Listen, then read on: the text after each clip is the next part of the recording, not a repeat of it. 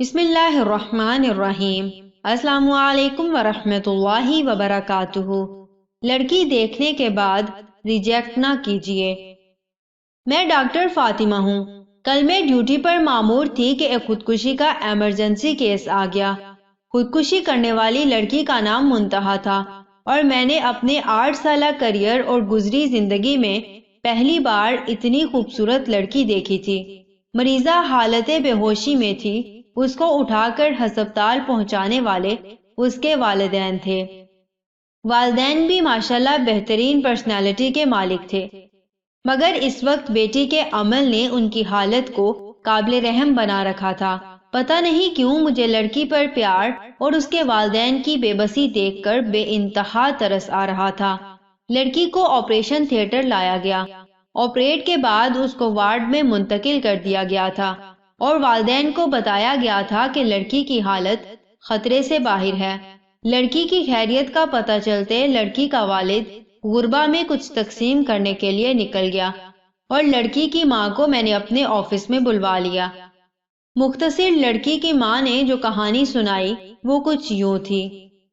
لڑکی کا نام منتہا ہے اور منتہا نے ٹیکسٹائل انجینئرنگ کر رکھی ہے۔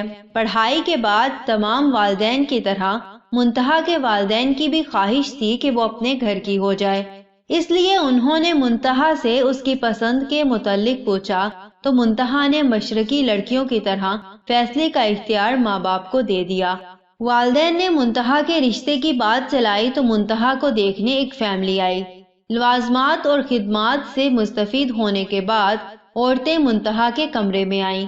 کسی نے منتہا سے چل کر دکھانے کی فرمائش کی اور کسی نے بولنے کی، تو کسی نے منتہا کے ہاتھ کی چائے پینے کی فرمائش کی۔ اس کے بعد اجازت لے کر چلے گئے اور چند دن بعد بنا کوئی بات بتائے رشتے سے انکار کر دیا۔ منتہا کے لیے پہلی بار تھی جب وہ ریجیکٹ ہوئی، مگر ماں باپ کی تسلی نے منتہا کو حوصلہ دیا اور ایک بار پھر منتہا کو دیکھنے کے لیے فیملی آئی۔ انہوں نے بھی کھانے سے فارغ ہونے کے بعد منتہا کے ہاتھ سے چائے پینے کی فرمائش کی اور چائے کے بعد اجازت چاہی۔ 3 دن انتظار میں رکھنے کے بعد یہ کہتے ہوئے انکار کر دیا، لڑکی کو مہمان نوازی نہیں آتی، کیونکہ اس نے لڑکے کی ماں کو ٹیبل سے اٹھا کر ہاتھ میں چائے پیش نہیں کی، بلکہ عام مہمانوں کی طرح ٹیبل پر رکھ دی۔ اس انکار پر منتہا کے ساتھ ساتھ اس کے والدین بھی اندر سے ٹوٹ پھوٹ گئے، مگر اللہ کی رضا سمجھ کر صبر کرتے رہے۔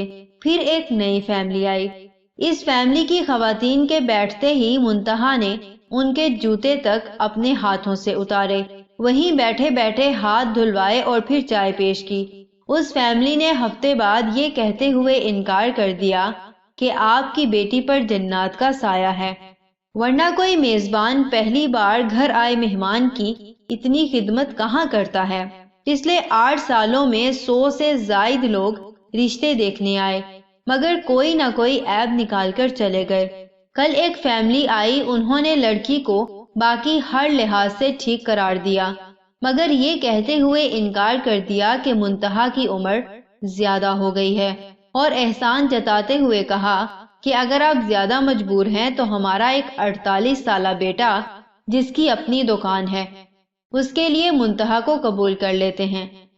اتنا کہتے ہوئے منتہا کی ماں سسکیاں لے کر رونے لگی اور کہا، آپ بھی تو ماں ہیں، سوچیں ماں جتنی بھی مجبور ہو غیروں کے سامنے کیسے کہہ سکتی ہے، اور میری بیٹی کل سارا دن میرے سینے سے لگ کر روتی رہی ہے، کہتی رہی ہے ان لوگوں کے معیار تک آتے آتے میری عمر زیادہ ہو گئی ہے ماں، اور پھر نہ جانے کب اس نے دنیا کو الوداع کہنے کا فیصلہ کر لیا، کیونکہ وہ کہتی تھی میرا منحوس سایہ میری بہن کو بھی والدین کی دہلیز پر بوڑھا کر دے گا۔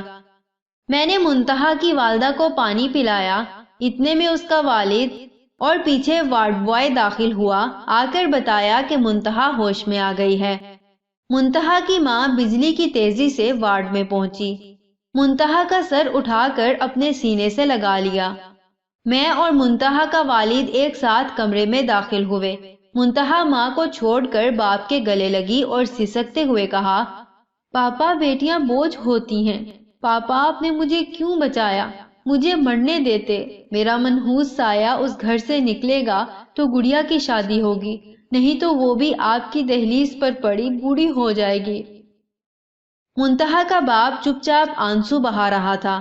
جب میں نے حالات آؤٹ آف کنٹرول ہوتے دیکھے تو میں نے منتہا کو سکون والا انجیکشن دے دیا اور منتہا کے والدین کو لے کر آفس میں آ گئی۔ میں نے منتہا اور اس کی چھوٹی بہن کو اپنے دونوں بھائیوں کے لیے مانگ لیا اور منتہا کے والدین کی آنکھیں اچانک برسنے لگیں، مگر اس بار آنسو خوشی کے تھے۔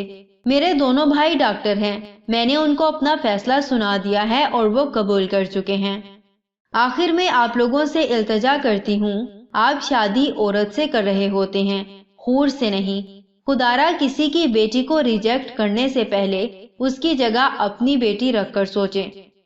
میں ڈاکٹر ہونے کی حیثیت سے کہتی ہوں کہ اگر عیب کی بنا پر ریجیکٹ کرنا ہو تو لڑکیوں سے دگنی تعداد میں لڑکے ریجیکٹ ہوں۔